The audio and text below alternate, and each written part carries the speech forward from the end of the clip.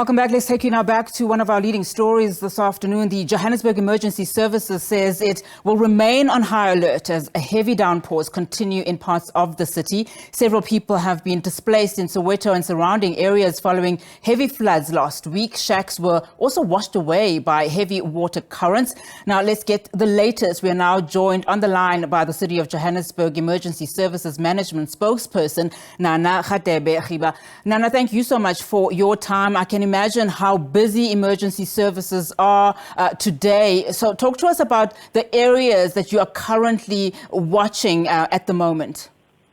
And it has been a hectic week, but we have managed to be in a number of areas, especially in Soweto, where over 15 areas were flooded.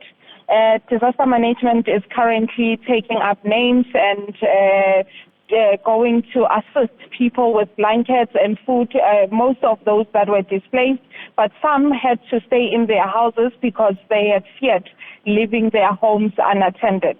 For now, we are still checking the areas around the Johannesburg River, which is in Alex and displaced, and other areas that are prone to flood when it rains continuously.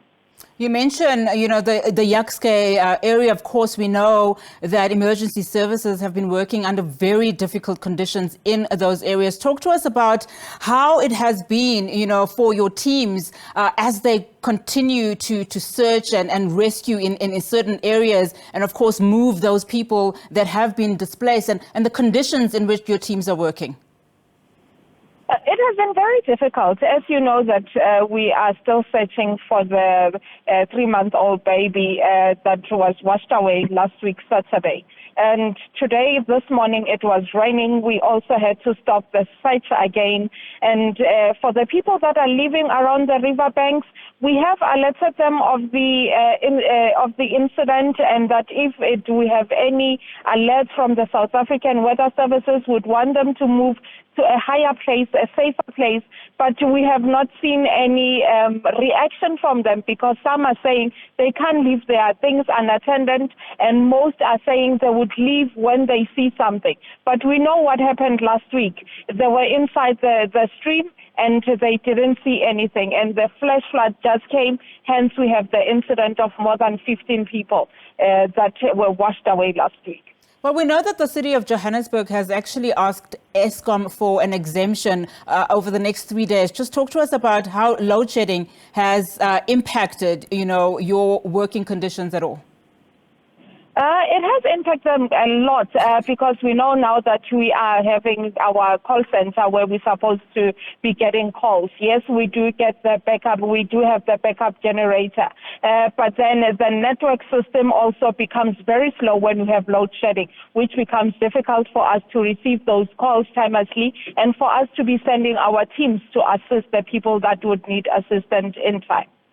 And Nana, just going back to, your earlier comments about having gone to advise those that are living in low-lying areas, and we know that they are typically the most affected in times like this.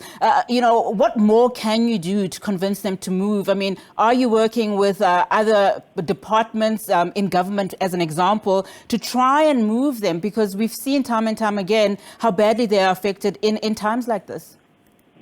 This is not the first time that we've gone around, and we've not gone around to those areas only when there's an incident.